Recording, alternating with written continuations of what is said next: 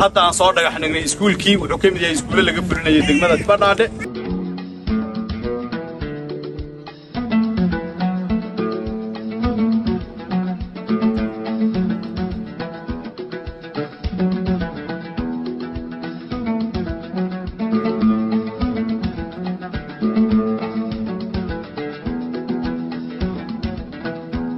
sagaal iskuul wasiirku ii sheegay oo nagu waxyaanaguna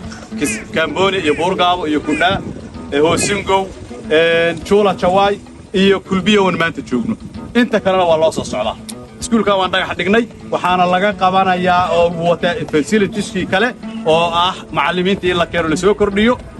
waana qorshaana way ku jirtaa idinkana codsiga waan ka qaadnay